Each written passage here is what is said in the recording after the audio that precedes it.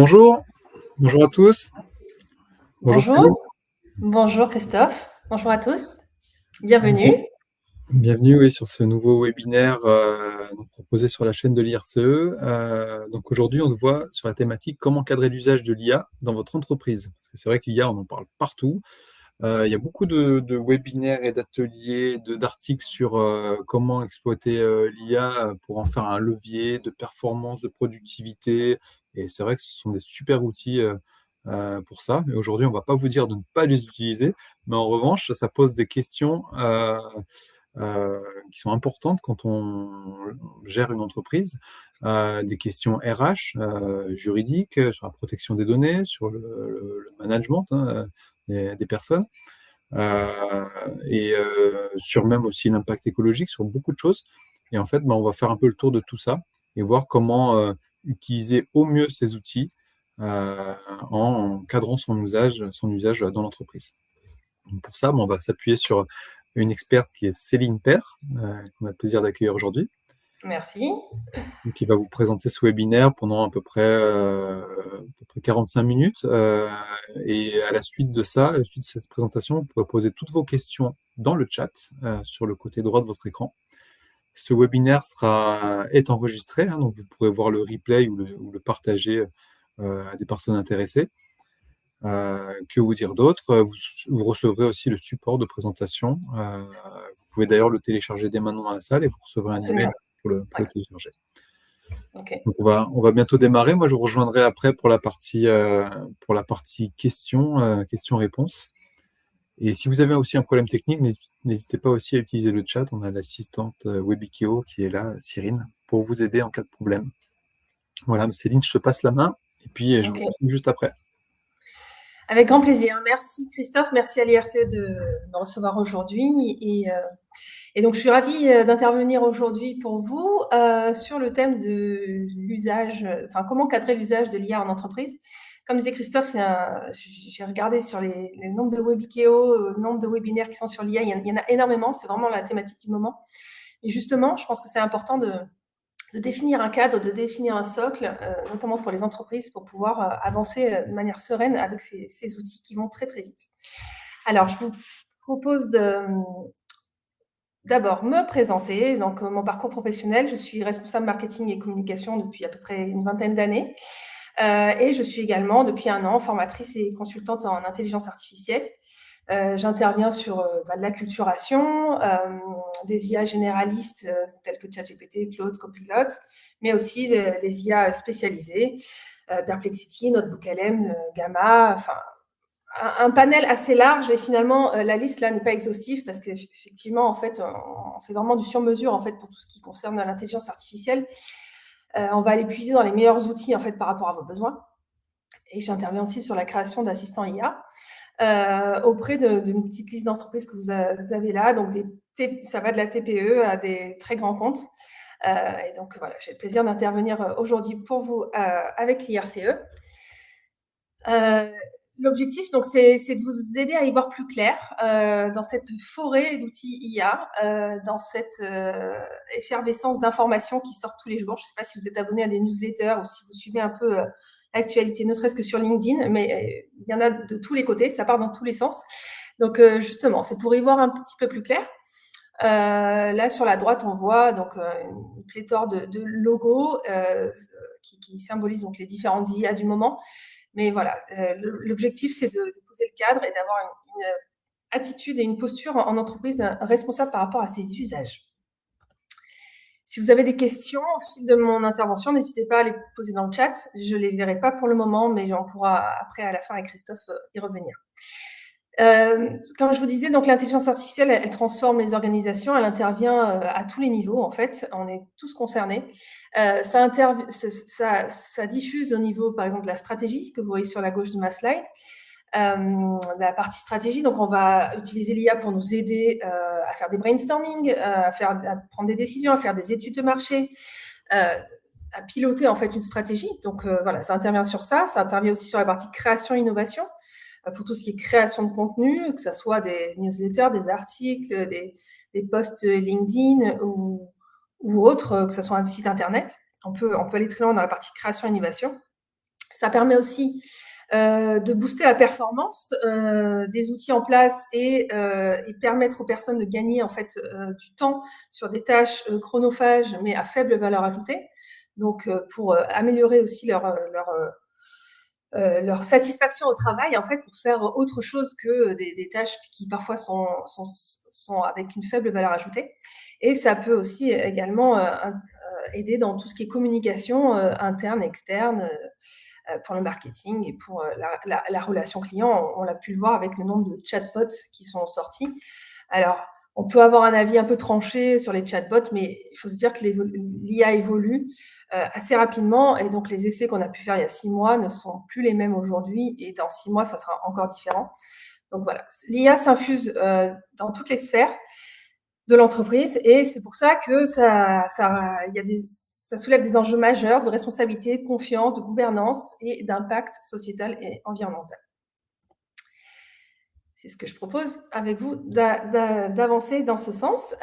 Donc, nous allons aborder un rapide rappel, parce qu'on n'est pas là pour faire de la théorie, et je pense que vous savez déjà tous les bases du prompting, mais c'est voilà, comment fonctionnent les IA, pourquoi est-ce qu'on parle de biais et d'erreurs ou d'hallucinations, qu'est-ce que ça implique en fait pour la partie fiabilité des informations, quels sont les enjeux liés à vos données, quel est le cadre réglementaire européen, je ne sais pas si vous avez connaissance qu'il y a un cadre en place, et également quel est l'écosystème qu'on a au sein de l'Europe en termes d'intelligence artificielle, et un petit rappel sur les critères importants en fait pour choisir un outil IA.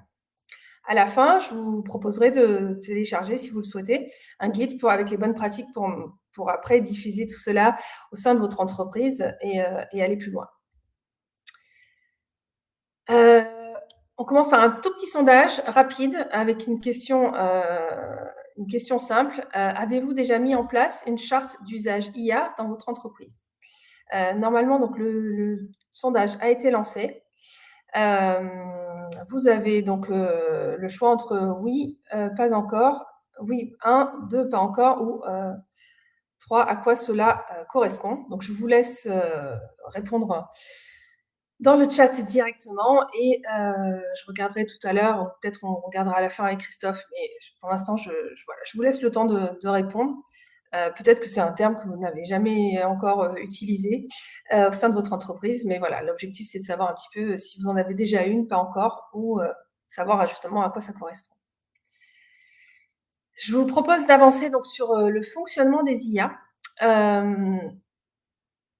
Alors, globalement, l'IA, c'est pas une science exacte, c'est une science de probabilité. C'est pour simplifier les choses, on part sur de la prédiction. Le modèle IA, donc ils ont été formés sur des grands corpus d'informations, et en fait, l'IA va prédire le mot suivant quand vous commencez une phrase. Donc, par exemple, le chat est sur le. Est-ce que ça va être le canapé, le toit, la voiture, le sol? En fait, c'est une histoire de probabilité. Et donc, à 60%, par rapport à ce que l'IA a appris, elle a appris qu'en général, il est plutôt sur le tapis, mais il peut être aussi sur le canapé et il peut être aussi sur le toit. Donc, cela explique pourquoi on obtient des résultats différents en fonction de quand on pose une question sur une IA et sur une autre. Et si une même personne si deux personnes différentes posent la même question, elles vont obtenir des résultats différents parce qu'on est dans la probabilité, on n'est pas dans une science exacte. Et donc, cela laisse la place à des choses qui ne sont pas exactement ce qu'on attend, en fait, qui ne sont pas 100% la vérité. Ce qui est important de savoir aussi, c'est que le contexte change tout. Là, si on prend l'exemple du mot « l'avocat », l'avocat, si on ne précise pas que dans la langue française, on parle là, par exemple, du contexte juridique, donc on est dans le registre du tribunal, du juge, donc en fait, en fonction du contexte qu'on va donner, on va savoir quelle va être la suite la plus probable. Si on est dans un contexte juridique, on parle potentiellement de tribunal, donc l'avocat va au tribunal. Si on est dans des contextes alimentaires, on parle plutôt de restaurant. Je vous parle de ça pour expliquer qu'il y a des choses qui ne sont pas tous 100% maîtrisées en fait, dans les résultats que va produire une IA. Et c'est en ça qu'il ne faut pas prendre 100% content en fait ce qui sort d'une IA et il faut absolument vérifier et avoir aiguisé son sens critique. Là, c'est la base du prompting. Comme vous aurez le replay, vous aurez aussi le support. C'est juste les ingrédients d'un prompt. Le prompt, c'est l'instruction, la commande en fait qu'on fait à une IA dans la fenêtre de conversation. Et donc là, c'est juste pour vous récapituler. Parce qu'en fait, plus on est précis dans la demande, plus on est précis dans son prompt, meilleur sera le résultat et plus fiable sera le résultat en fait. Plus il rapprochera de vos attentes et plus vous gagnerez en efficacité. Donc voilà, ça, je passe sur ces étapes-là, mais il faut savoir qu'au moins 4 des 6 étapes sont quand même nécessaires quasiment 100% du temps. Quand on parle d'un prompt, quand on veut réaliser une vraie action, si c'est juste faire un résumé de ce texte, il n'y a pas forcément besoin de faire un prompt construit. Mais quand on veut une tâche un petit peu complexe, il est important de bien prompter. Donc là, comme je vous disais, en fait, l'IA, elle se base sur la probabilité, donc elle peut se tromper. En fonction des bases sur lesquelles elle a été formée, elle a donc un espèce de conditionnement naturel, on va dire. Donc elle va être conditionnée par ce qu'elle a appris, par ce que vous lui demandez. Il faut savoir qu'elle ne comprend pas réellement en fait de quoi on parle. C'est ça qui peut être un peu perturbant parce que finalement on est en dialogue naturel, mais en même temps ce n'est pas un humain. Donc on parle à une machine qui ne comprend pas réellement ce qu'on dit. Donc elle peut avoir des résultats nous donner des résultats, des réponses tout à fait plausibles, mais sans garantir leur véracité et la compréhension réelle. Elle ne sait pas vraiment ce qu'elle affirme. Elle ne peut pas prendre le recul, en fait. Là, c'est un autre exemple. Donc, l'IA, elle peut se tromper. Par exemple, là, c'était la phrase « Napoléon Bonaparte a gagné la bataille en… » et elle a mis 1810, alors qu'en fait, parce que… elle n'avait pas forcément la réponse dans sa base, donc elle a mis une réponse, mais en soi, il faut toujours vérifier parce qu'on se rend compte qu'il y a des erreurs, des biais, et pour moi, ça fait partie du cadre, en fait, de l'usage de l'IA, c'est que c'est important quand même de savoir de quoi il en ressort, en fait, si on peut prendre 100% de l'information telle qu'elle, ou si justement il y a besoin de vérifier et d'encadrer les réponses. On parle notamment du biais. Le terme de biais, là c'est un exemple, ça date un petit peu mais c'est un exemple qui a été un des premiers en fait pour justement montrer que l'IA pouvait être influencée en fonction de la base de données avec laquelle elle avait été entraînée. Là, c'était chez Amazon en 2018. Amazon avait utilisé une IA interne. Là, on ne parle pas de ChatGPT, on parle d'une IA interne qui avait été formée sur des bases des recrutements des 10 précédentes années. Et il se trouve qu'il y avait, je vous dis le chiffre un petit peu au hasard, mais 90% des recrutements qui étaient des hommes et 10% qui étaient des femmes. Mettons, prenons cette donnée-là. Ce qui s'est passé, c'est quand ils ont utilisé en fait ce système pour faire des recrutements, des nouveaux recrutements, en fait, le système a reproduit ce schéma de 90-10. Et du coup, n'a pas laissé la juste part, on va dire, aux femmes. Donc, c'est en ce sens-là qu'on parle de biais. C'est parce que finalement, en fonction des bases de données qui ont entraîné les IA, il peut y avoir des résultats qui sont plus ou moins affirmés dans un côté ou dans un autre. Donc, c'est en ça qu'il faut garder du sens critique et vérifier. Depuis, Amazon, je vous rassure, a évidemment retravaillé son modèle de recrutement. Mais ça a permis de se rendre compte que l'IA pouvait avoir des biais. On parle aussi d'hallucination. Une hallucination, c'est quand l'IA, elle, justement, elle n'a pas la réponse, mais elle va inventer un truc. Là, c'était l'exemple en 2023. C'est aussi une affaire qui a fait beaucoup de bruit, en tout cas aux États-Unis. C'est un avocat qui s'est servi de ChatGPT pour bâtir toute sa plaidoirie. Et ChatGPT lui a donné les faux cas de jurisprudence, des cas qui étaient totalement inexistants. Et il est allé plaider au tribunal sur la base de ces cas. Et il s'est fait complètement retoquer en fait par les juges qui ont démoli, on va dire, sa plaidoirie.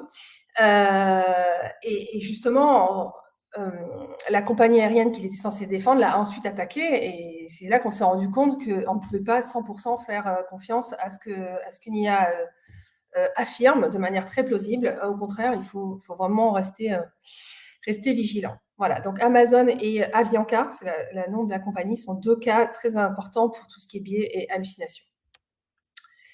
Donc, quelle est la posture à adopter par rapport à tout ça? C'est de demander les sources. Quand vous questionnez une IA, vous lui demandez, alors de plus en plus, ChatGPT le fait. C'était Perplexity qui était très connu pour ça, pour justement être fiable, parce que on proposait à chaque fois des liens pour aller vérifier les informations. Donc, il faut prendre vraiment le réflexe de demander les sources quand on parle d'informations importantes qui engagent notre responsabilité. On peut aussi demander, ça c'est intéressant, c'est de demander à l'IA de s'autocritiquer, c'est-à-dire de prendre le contre-pied en fait de ce qu'elle affirme. Ça peut lui permettre de justement déceler en fait les failles de son argumentaire. Donc ça c'est aussi un bon réflexe à prendre quand justement tout est tellement affirmatif, tout est tellement bien argumenté, justement de lui demander de se critiquer. Là, elle va trouver les failles, et ça c'est intéressant. Et également, ce qui est important d'aller faire, c'est d'aller regarder dans les paramètres, quand vous êtes sur des IA gratuites, il faut savoir que la plupart du temps, quand vous conversez avec votre IA, en fait, ça va servir au modèle, ça va servir pour enrichir le modèle.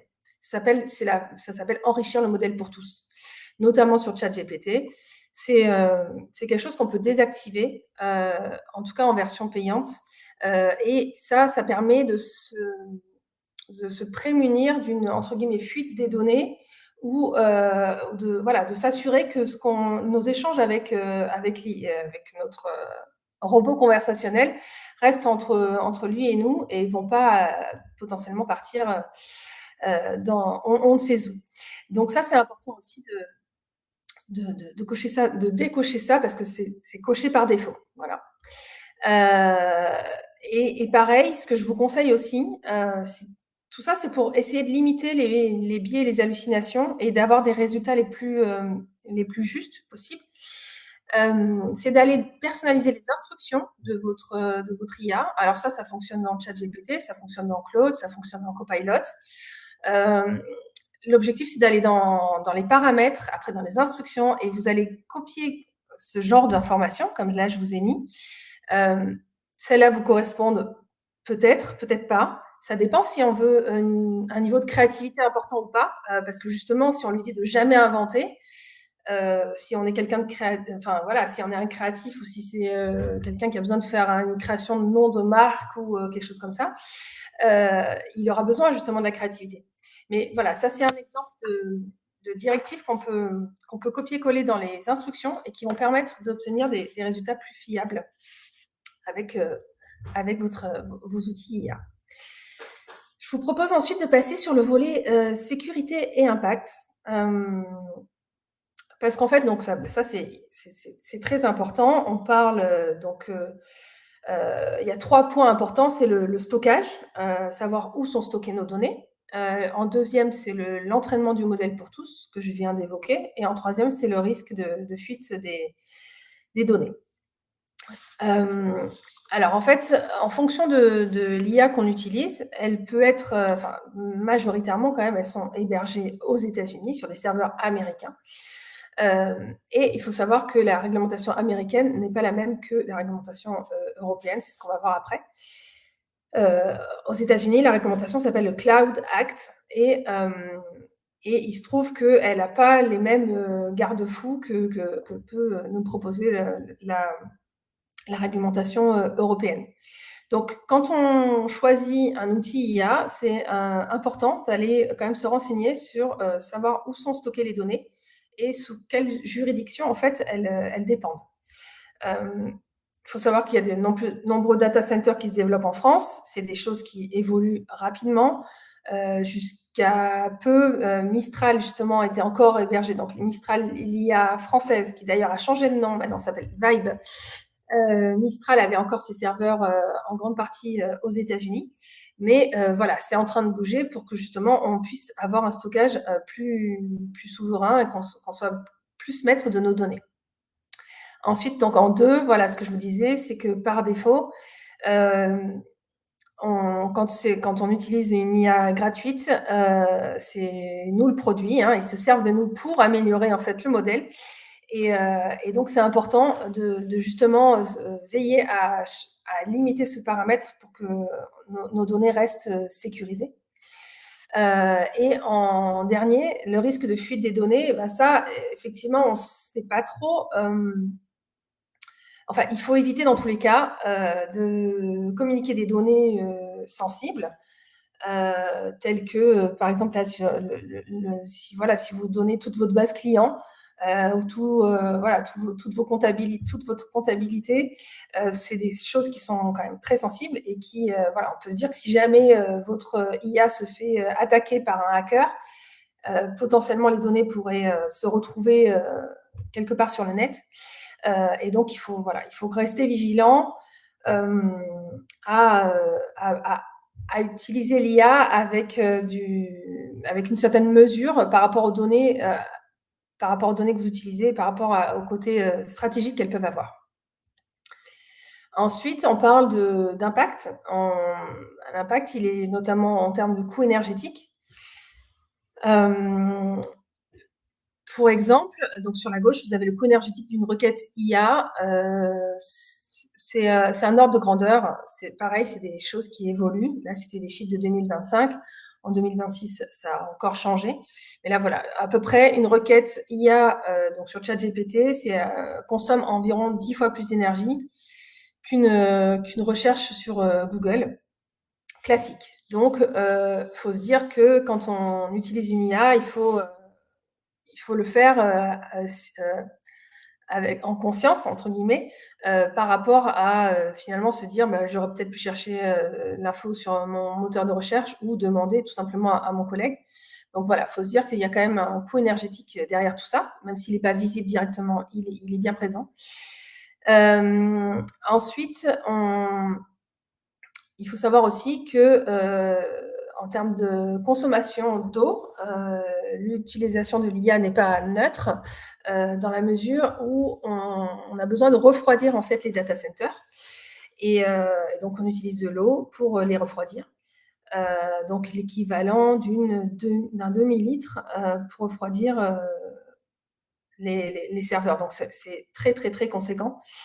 Faut savoir que, bon, on va voir dans la slide après, heureusement, la recherche va dans le sens d'améliorer en fait de limiter, pardon, on va dire cette consommation d'énergie, que ce soit électrique ou de l'eau.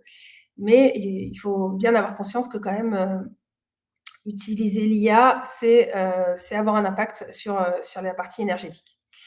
Et sachant aussi les perspectives en fait, donc ce que vous avez à droite de la slide, les perspectives qui sont données en fait pour l'expansion de l'intelligence artificielle, elles sont énormes.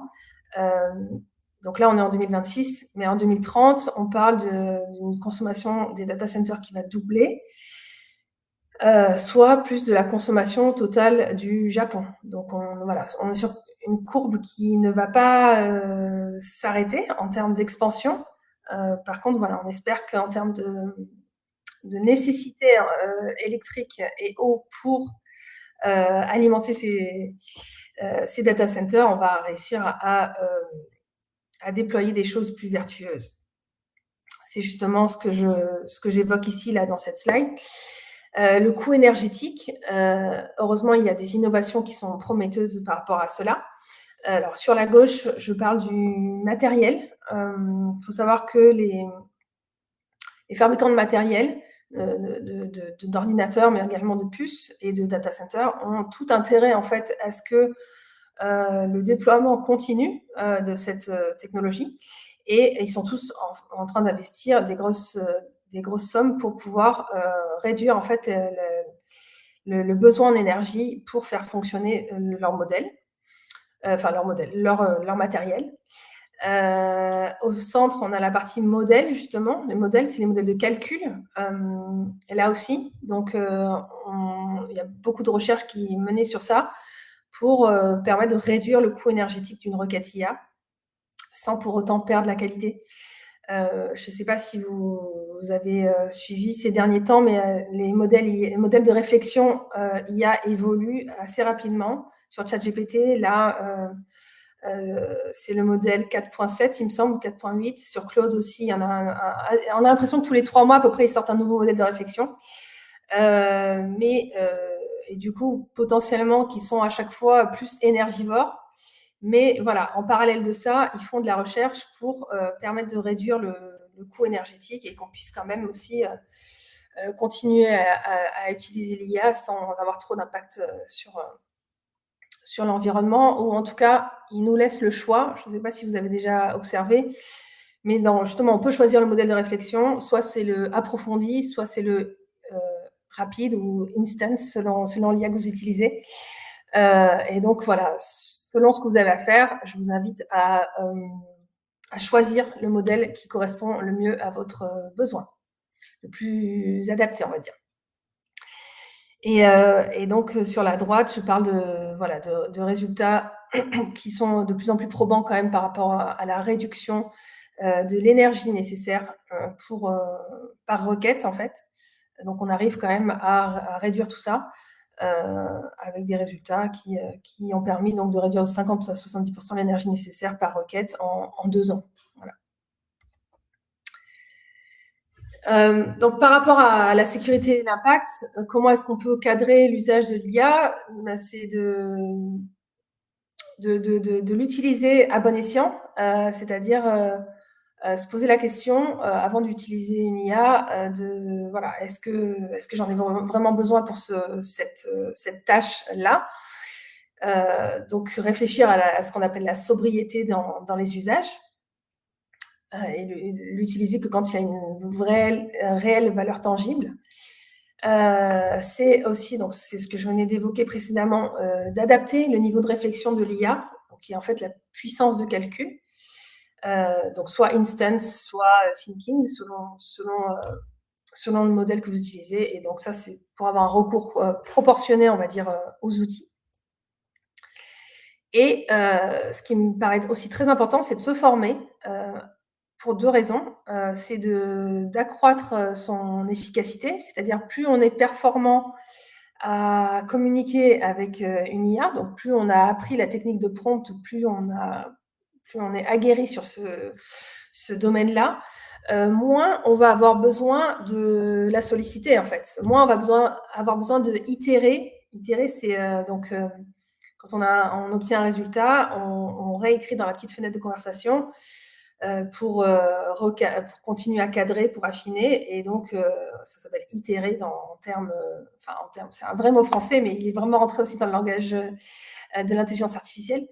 Et donc, moins on a besoin d'itérer, moins il y a d'impact. Voilà. Donc, c'est important de se dire aussi que de se former, c'est pour être plus performant, à la fois gagner réellement du temps, parce que finalement, c'est la promesse, et aussi se dire qu'on réduit son impact environnemental. Et dernier point, c'est de prioriser les IA avec des abonnements, ou alors déployer sur mesure en interne, parce qu'en fait, ça permet de s'assurer d'une meilleure sécurisation des données, notamment que ce soit Claude, ChatGPT, ils n'offrent pas les mêmes conditions de sécurité à leurs abonnés et aux personnes qui l'utilisent en version gratuite. Et c'est aussi pour ça qu'il y a beaucoup d'entreprises qui déploient l'IA de Microsoft, donc qui est Copilot, parce que justement, ils sont déjà, on va dire, sur la suite Microsoft avec Outlook, Word, Excel, tout ça. Et en fait, ils rajoutent la brique Copilot, mais ils sont déjà dans un univers sécurisé, où finalement, les données sont déjà au sein de Copilot. Voilà. Mais ça sous-entend un abonnement.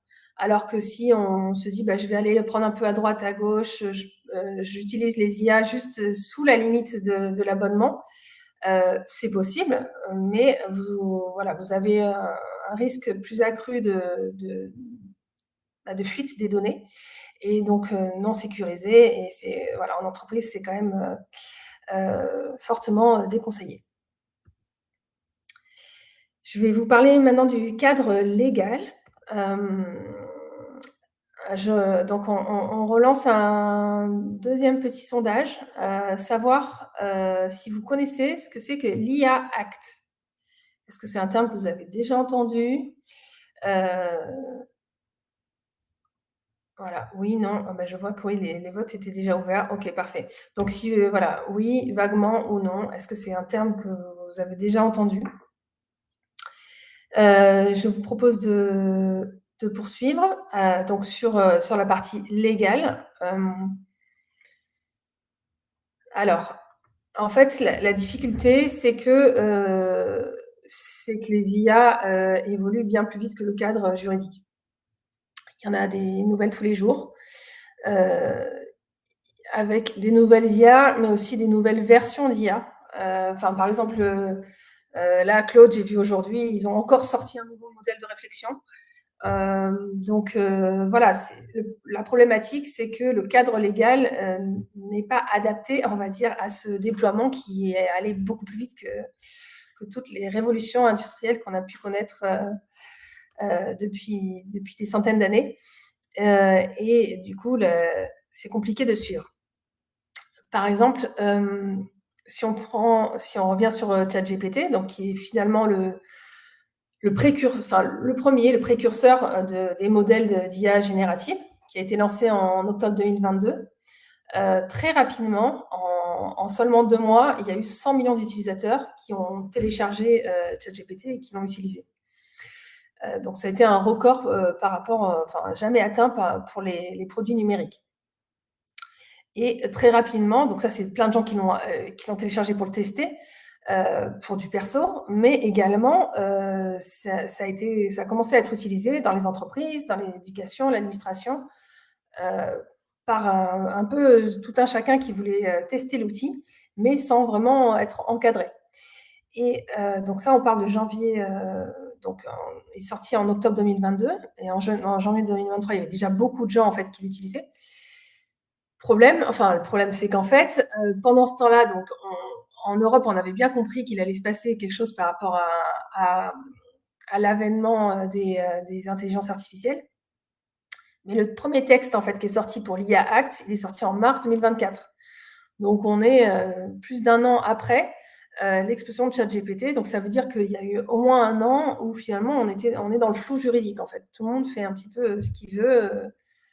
Et du coup, ça laisse la porte ouverte à des dérives que pour l'instant, on n'imagine pas vraiment parce que c'est nouveau, mais qui sont du coup pas encore pénalement, on peut pas encore les attaquer de manière pénale. En fait, donc, l'utilisation de l'intelligence artificielle, ça soulève plusieurs problématiques, on va dire, qui sont celles de la propriété intellectuelle, celle de la responsabilité et celle du consentement.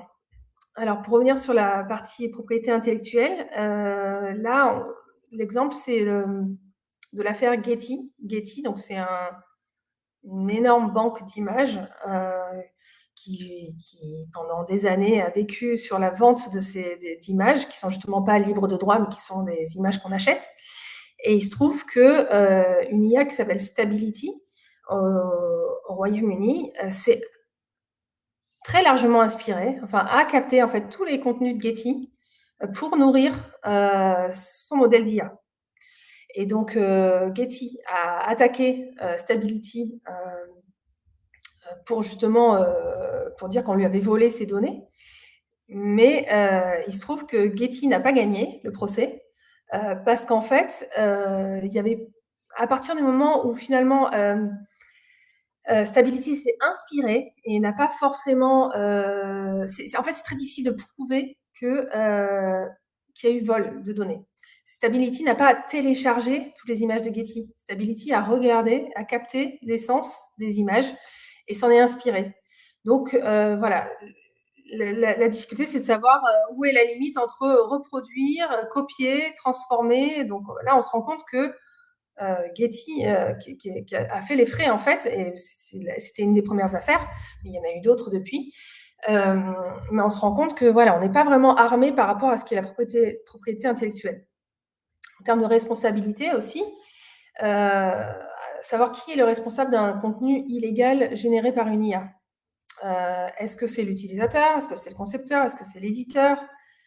Voilà, pour l'instant, peut-être que la responsabilité peut être partagée aussi, mais justement, il y a des choses à cadrer par rapport à la responsabilité, notamment encore plus en entreprise.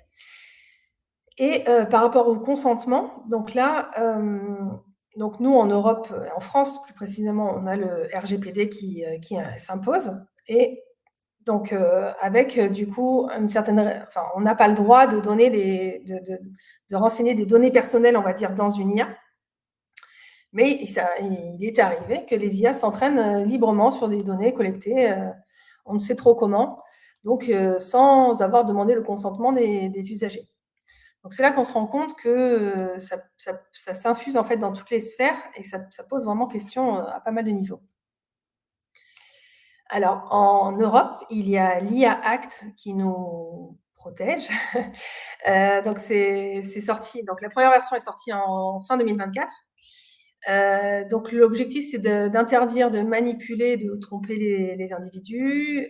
C'est interdit d'utiliser les émotions et les visages sans permission. C'est interdit de créer du scoring social ou de la discrimination. Et notamment dans ces secteurs-là, juste, c'est ce que j'ai écrit en dessous, mais qui sont considérés comme à haut risque, c'est-à-dire la médecine, les transports, l'éducation, les ressources humaines, gestion des infrastructures critiques, pardon. Donc l'armée, par exemple. Ressources humaines, là, on ne parle pas forcément de cabinets de ressources humaines qui sont du coup soumis à l'IA Act, pardon. On parle de toutes les entreprises qui potentiellement utilisent une IA, type ChatGPT ou autre, pour faire du tri dans des CV. Voilà, on considère que ça veut dire qu'elles ont nourri l'IA avec des CV, donc avec potentiellement des données personnelles, et ça fait partie des choses à haut risque. Les données à haut risque, pardon. Et donc, il y a un cadre juridique qui dit que une entreprise, si elle est condamnée, elle peut avoir à payer une amende jusqu'à 7% du chiffre d'affaires mondial annuel de l'entreprise. Donc, quelque chose qu'on essaye d'être, voilà, de faire peur. Mais bon, pour l'instant, ça n'a pas encore été. Il n'y a pas eu encore de cas de non-respect. Mais parce que on va dire que la réglementation est en train d'être découverte par les entreprises. Mais voilà, il faut vraiment que chacun en Europe soit vigilant par rapport à ça. Et justement, ce qu'on ne sait pas forcément, c'est que depuis février 2025, toutes les entreprises, elles doivent se conformer à l'article 4.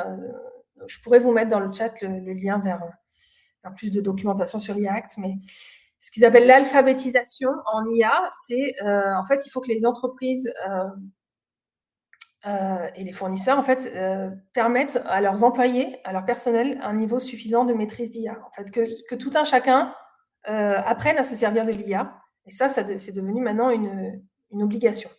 Donc, c'est important pour vous de former vos équipes. C'est important de se former, de former ses équipes, de former ses collaborateurs pour rentrer dans ce cadre-là. Et puis, comme je vous ai dit, pour être plus performant, pour réduire son impact, pour pas mal de choses. On a justement un cadre mondial légal fragmenté. En Europe, donc, on a l'IA Act qu'on vient de voir. Aux États-Unis, je vous ai parlé tout à l'heure du Cloud Act.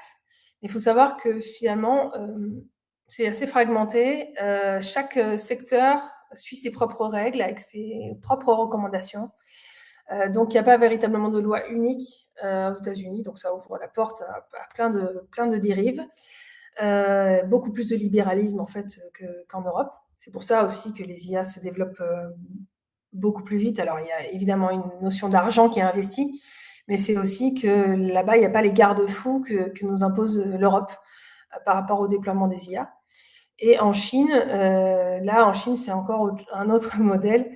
En fait, tout est enregistré par le gouvernement. Donc, le gouvernement est censé pouvoir avoir un regard sur absolument tous les échanges qui ont lieu au sein d'une IA.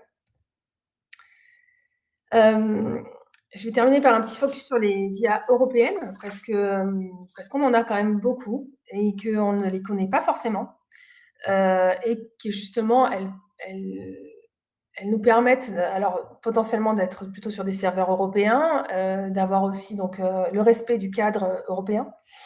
Et là, pareil, je vous mettrai ça dans le chat. En fait, il y a un site internet, c'est une association en fait qui a créé ça, c'est le Hub France IA, qui cartographie toutes les startups et les fournisseurs d'IA en France. Et là, donc c'est une petite capture d'écran, mais c'est pour vous dire qu'il y a 972 entreprises référencées, plus 375 entre 2025 et 2026. Et en fait, sur cet annuaire-là, vous avez la possibilité de filtrer avec donc différents champs. Ça peut être, par exemple, si c'est la thématique transition écologique qui vous intéresse, vous pouvez filtrer des IA qui sont performantes sur ces sujets-là. Vous pouvez aussi filtrer par typologie d'IA, si c'est des agents conversationnels, des IA génératives, des choses comme ça. Donc, je vous invite à aller consulter ce site. J'ai également, en parallèle de ça, créé un mini-site, une mini-application en fait qui permet de trouver une IA responsable, c'est-à-dire en fait sur laquelle on va aller regarder plus en profondeur son respect des RGPD, son impact, enfin savoir si elle est open source, où sont les serveurs, la transparence, tout ça. Je vais vous montrer juste après. Mais voilà, donc j'ai développé un petit outil qui s'appelle Lumia et qui aujourd'hui ne référence que 90 IA européennes, mais qui est voué à s'étoffer et qui permet justement aussi d'y voir un petit peu plus clair dans cette forêt d'IA et de se dire qu'on peut aussi trouver de la performance en Europe. Notamment, donc voilà, dans la posture, en fait, ce que je vous recommande, c'est de voir si à résultat équivalent, on arrive à avoir des IA européennes qui sont performantes. Donc, tout à l'heure, j'ai cité le chat de Mistral, mais qui maintenant s'appelle Vibe. Juste un petit aparté par rapport à le chat. Rapidement,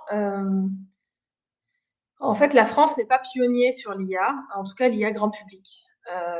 C'est pour ça que c'est les IA américaines, entre autres, qui dominent le marché et dont tout le monde parle. Mais il y a de très belles innovations qui se font en France et notamment Mistral, en fait, leur cheval de bataille, c'était plutôt les entreprises plutôt que le grand public. Et donc, c'est aussi pour ça qu'on en parle moins, c'est parce que c'est un peu moins visible de tous. Mais ils déploient des systèmes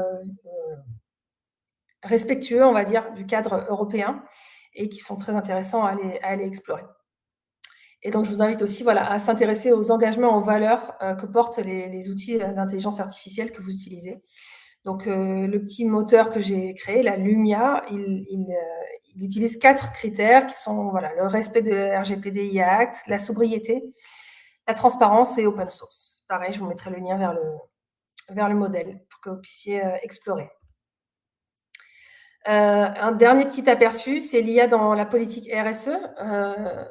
Donc, peut-être que vous avez une politique RSE dans votre entreprise et c'est vrai que l'IA peut poser questionnement en fait par rapport à tout ça, à la responsabilité sociétale et environnementale. Donc, effectivement, l'IA, donc par rapport à l'environnement, c'est ce qu'on a vu.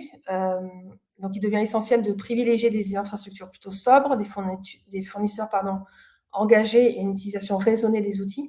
Donc, ça, c'est pour la partie environnement. Pour la partie sociale et compétences, donc il faut savoir que l'IA modifie à grande vitesse les métiers, les process des entreprises et que cela peut générer un sentiment d'inquiétude ou d'exclusion de la part de certaines personnes qui auraient un petit peu des difficultés à s'y mettre. Donc, c'est important de former ces équipes pour les aider et les accompagner dans ce changement.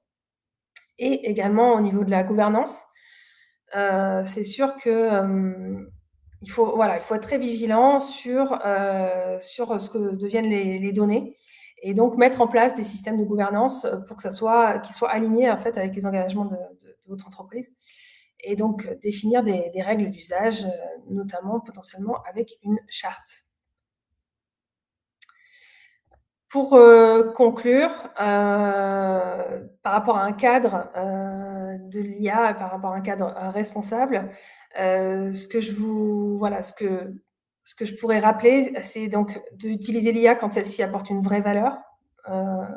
Et c'est ce que je disais au début, donc plutôt faire preuve de sobriété, l'utiliser quand c'est vraiment nécessaire. En deuxième, garder son esprit critique, comme je vous ai montré tout à l'heure, et entre les biais, les hallucinations, les erreurs, tout ça, c'est hyper important de prendre du recul en fait sur ce que l'IA affirme, et donc d'avoir une capacité de discernement. Ne pas déléguer ce qui engage votre responsabilité. Ça, c'est ne pas prendre finalement le fruit d'une IA et le copier-coller dans un mail et hop, l'envoyer. Il faut toujours vraiment vérifier les choses, parce qu'au final, c'est vous qui serez responsable. Et au niveau de l'entreprise, former ses collaborateurs, déployer des outils avec des licences, comme je vous disais tout à l'heure, parce que je pousse pas à la consommation, mais c'est pour pouvoir s'assurer d'un cadre plus sécurisé, et bien souvent aussi quand même des performances qui sont meilleures dans les résultats. Et limiter le shadow IA. Alors je me permets de rajouter ce terme-là. Ça veut dire c'est l'usage non affirmé, c'est l'usage masqué en fait des IA. Et c'est vrai que dans les entreprises où finalement on n'a pas implémenté d'outils IA à utiliser, et ben les collaborateurs vont utiliser les leurs sur leur compte perso, et c'est ce qu'on appelle le shadow IA. Et du coup, c'est là aussi qu'on risque encore plus de perdre des données, parce que voilà, on sait pas où ça part, quoi. Et sinon, dernier point, de mettre en place une charte IA pour définir les règles d'usage interne en entreprise. Et pour ça, voilà, moi je peux vous accompagner, mais il y a aussi dans le guide en fait que je vous invite à télécharger par la suite, il y aura aussi les grands principes de ce que c'est qu'une charte IA. Pour conclure, donc plus l'IA est puissante, plus votre jugement compte. Donc il va falloir, et les IA deviennent de plus en plus puissantes, donc il faut bien garder son discernement, son jugement, les yeux grands ouverts sur ce qui se passe, et pas faire confiance à tout. Voilà, je vous remercie de m'avoir écouté jusque-là. Je vous invite à poser vos questions dans le chat. Également, là, vous avez à l'écran, si vous souhaitez scanner, donc c'est pour recevoir le guide PDF des bonnes pratiques pour encadrer l'IA au sein de votre entreprise. Vous pouvez scanner, ou sinon il y a le lien aussi qui est affiché. Et pareil, je mettrai dans le chat les différents liens nécessaires, ce que j'ai évoqué au fil de la présentation. En tout cas, je vous remercie. Merci Céline. Merci. Alors, je vois qu'il y a des premières questions dans le chat.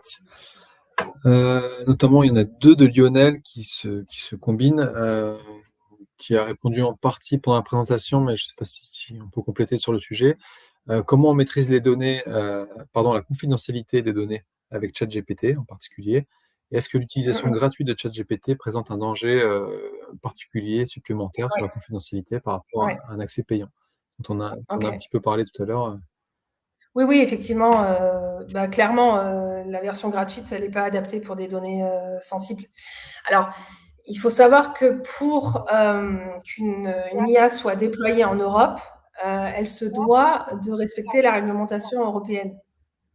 Mais ça n'empêche qu'il y a quand même un flou. On ne sait pas exactement ce qui se passe derrière. Donc, prendre des abonnements, c'est s'offrir plus de tranquillité sur ces données, et se permettre qu'elles ne servent pas à alimenter le modèle pour tous, et donc se retrouver potentiellement ailleurs, quoi. Voilà. Comment intégrer l'IA dans un projet de veille et d'agrégation d'événements culturels sans perdre le contrôle sur la qualité et la fiabilité des données? Ok. Alors, moi, dès qu'on parle de veille, alors je vais lire la question. Comment intégrer l'IA dans un projet de veille et d'agrégation? Alors, dès qu'on parle de veille, moi, je pense à Perplexity, qui est une super IA pour faire de la recherche, d'études de marché et, et qui va permettre d'étendre le champ de ce qui existe en fait sur Internet. Enfin, finalement, ça va puiser dans ce qui est sur Internet. Hein, donc, on reste sur des sources publiques. Donc, comment intégrer l'IA dans un projet de veille d'animation sans perdre... Je pense qu'on peut donner des éléments de réponse aussi qui, si l'on regroupe, peuvent répondre à cette question-là en particulier. C'est que d'abord, il faut bien cadrer le prompt, il faut demander ses sources, et puis le challenger aussi sur l'autocritique. Oui. Ça fait partie des éléments de réponse qui peuvent éviter parce qu'il n'y a pas que sur la veille, en fait, qu'il peut y avoir une qualité qui se délite au fur et à mesure du temps. Non, bien sûr. Ah non, sur plein de choses. Après, on peut aussi interroger plusieurs IA et comparer. Ça peut être intéressant de demander à ChatGPT, à Perplexity, à Claude, et à la fin d'en utiliser qu'une seule, mais au départ, d'ouvrir le champ des possibles et de voir un petit peu quelles sont les différences. Et de challenger les IA aussi. Faut pas hésiter. En général, ça les énerve un peu. Je sais pas si on doit dire il, elle ou eux, mais peu importe si vous dites à ChatGPT, Claude m'a donné des meilleurs résultats que toi, vous allez voir, vous allez booster sa créativité. Donc, c'est le genre de choses qui peuvent aussi fonctionner. On peut lui demander aussi de restreindre sa créativité, de lui dire moi je veux que tu me donnes que de la donnée fiable. Absolument. Absolument. Ouais. J'ai pas utilisé le terme précis, mais on parle de température. Pour la partie créativité. Et les IA, elles vont de la température, ça va de 0 à 1. 0, c'est 0 créativité. 1, c'est le maximum. Et effectivement, si on veut aller plus loin faut se dire que par défaut, c'est au milieu. C'est en mode automatique. Mais en fonction des besoins, on peut justement demander un niveau de créativité très bas, 0, 0, 1, ou au contraire 0,8, 0,9 pour si on veut des résultats un peu plus foufou. Je reviens sur les questions d'avant de Lionel. Il y en a une autre complémentaire sur ChatGPT, c'est le chat éphémère. Est-ce que il est aussi performant que le chat non éphémère? Et est-ce qu'il garantit la confidentialité? Effectivement, on ne va pas retrouver les conversations. Oui, je pense que oui. Je ne suis pas dans les coulisses des fournisseurs, mais je pense que oui. Effectivement, moi, c'est quelque chose que j'utilise si j'ai besoin que ça reste vraiment cloisonné. Mais quelque part, le désavantage de chat éphémère, c'est qu'il ne va pas aller puiser dans l'historique des conversations, enfin, dans tout ce qu'il sait de vous. Et il n'y aura pas le reste du contexte. Donc, dans ce cas-là, quand on utilise le chat éphémère, il faut redonner l'ensemble du contexte. Dire qui on est, quel est le rôle que doit prendre l'IA, enfin, pourquoi on la questionne, parce qu'elle ne va pas pouvoir aller se nourrir dans l'historique des conversations. On a Frédéric qui nous demande que pensez-vous de Claude, Vibe et le chat? Oui. Alors, Claude, c'est l'IA du moment. Hein. Je dirais qu'elle offre des potentialités assez incroyables. Et donc, surtout sur les combinaisons avec d'autres logiciels. Avec des connecteurs, en fait. Ouais. Oui, on peut connecter avec d'autres IA, des outils tiers, par exemple Canva ou Trello ou votre boîte mail, des choses comme ça. Après, il faut savoir qu'il y a une concurrence féroce entre ces différents modèles et que ce qui sort aujourd'hui, dans 2 mois, l'autre l'aura copié, voire se sera inspiré de ça pour créer encore autre chose. Donc, moi, j'utilise beaucoup Claude. Mais alors, sincèrement, j'ai aussi depuis peu réutilisé Vibe, le chat, et parce qu'en fait, j'ai vraiment l'impression qu'ils se sont véritablement enrichis de Claude. Et effectivement, il y a aussi des connecteurs, tout ça, donc je pense que c'est très intéressant. Et dès que je peux, effectivement, je priorise moi plutôt les IA européennes et notamment le chat parce que j'ai envie d'encourager en fait la recherche en Europe et montrer qu'on est tout autant capable. Voilà. Et puis ils ont tous leurs atouts et ça évolue très vite. Donc c'est vrai que quand on se lance sur un projet qui va être basé sur un moteur ChatGPT, et puis tiens, l'IA du moment c'est Claude. Ok, peut-être que dans 1 an ça sera plus Claude, voire dans 6 mois. Mais à un moment donné, c'est vrai qu'il faut se fixer et tous ces outils ont leurs atouts. Oui. Oui, notamment en entreprise, à partir du moment où on prend des licences, l'objectif, c'est pas d'aller piocher à droite à gauche en permanence. Ouais. Quand je dis qu'il faut se fixer, c'est si on monte un projet, par exemple, Oui, un projet qui va s'appuyer sur un moteur. Voilà. Mais rien n'empêche de faire de la veille continuelle et de sautiller oui, d'atout en atout sur les, d'aller sur chercher les, le sur les meilleur, différentes ouais, d'aller nouveautés, chercher. quoi. Ouais, ouais, tout à fait. C'est quoi le chat éphémère, demande Frédéric. Le chat éphémère, c'est une petite option que vous avez je sais pas si c'est sur sur Ah, tous sur les beaucoup, outils, mais en tout cas sur ChatGPT, en haut à droite, vous avez une petite bulle en pointillé. Voilà. Et ça vous permet quand vous partagez notamment un compte, euh, ça se fait encore, même si on vous conseille franchement, comme l'a dit Céline tout à l'heure, d'avoir un compte équipe avec chacun euh, son, son compte, mais géré au niveau de l'équipe quand on est une entreprise avec une administration. Euh, Si vous partagez un compte individuel avec plusieurs personnes, bah, le chat éphémère, c'est un peu comme la navigation privée sur votre navigateur, si vous voulez. c'est Ça ça, laisse pas de c'est ça, traces. c'est ça. Voilà. Ouais, Et, mais du coup, vous avez, ouais, il va pas piocher l'historique. c'est ça. Ouais. Dans le chat, Alors, on a comment faites-vous la veille pour ne rien manquer de l'actualité de l'IA? alors moi, je suis abonnée à plein de newsletters, enfin plein. Je dirais, en fait, j'en ai 3 essentiels. Après, c'est parce que j'en ai fait mon métier aussi. Donc, si vous voulez, voilà, c'est quelque chose qui m'intéresse énormément.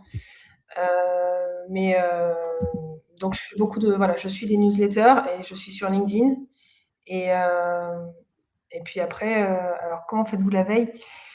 Ouais. Après, je pense qu'il faut accepter de rater des choses parce que sinon, on arrive dans l'info obésité. Enfin, il y a trop de choses, ça va trop vite. Donc, il faut voilà, se dire qu'une fois par semaine, on prend le temps de lire deux, trois newsletters et on garde juste voilà, ce qui nous concerne, nous, c'est suffisant. Parce qu'après, sinon, c'est trop. Et voilà. Donc, moi, je suis abonnée à des newsletters, je regarde sur LinkedIn aussi beaucoup. Et puis après, bah, je suis des webinaires, des choses comme ça. Hein. Je me forme un peu en permanence. Alors, quel newsletter vous intéresse le plus? Parce que justement, tu as des exemples de Ouais, newsletters. alors, je sais qu'il y a celle de Mister IA. Mais après, je suis en train de réfléchir à d'autres noms en parallèle, mais je les ai pas là. Je vais chercher entre-temps. Hmm. Mais celle de Mister IA, elle est intéressante. Après, j'en ai d'autres. Je vais regarder dans ma boîte mail. Je vais vous trouver ça, mais effectivement, hop, hop, hop. Je te laisse regarder s'il y a d'autres questions en parallèle. Et une autre question qui est, les versions payantes donnent-elles de meilleurs résultats que les versions gratuites? Est-ce qu'on peut parler de meilleurs résultats? Il y a déjà Oui, l'histoire de nombre de tokens, de nombre de demandes oui, qui est limité dans les versions gratuites. Est-ce qu'il y a oui, on peut quand de meilleurs même résultats parler en de termes de ça. qualité aussi? La réponse? Oui, on peut quand même parler de meilleurs résultats. Notamment parce que ils vont mieux nous connaître en fait déjà. Et puis oui, ben en fait les IA réservent la puissance la totale puissance de leurs IA aux abonnés. Donc finalement les versions gratuites sont là pour nous donner envie d'aller plus loin. Ils sont là pour voilà pour qu'après on passe à l'abonnement. Mais mais oui, il y a des meilleurs résultats.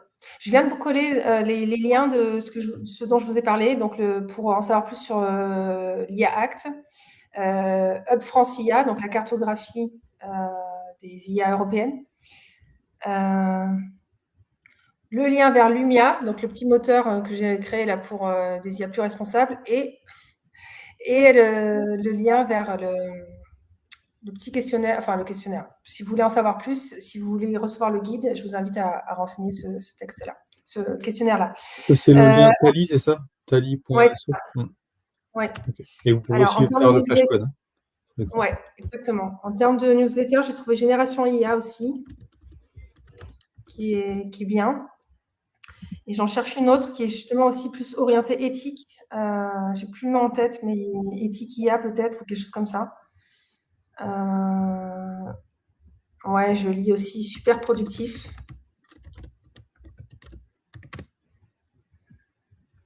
Enfin, ouais, voilà, il y en a plein, mais mais justement, ça sert à rien d'aller tout, tout lire non plus, sinon après on s'en sort plus.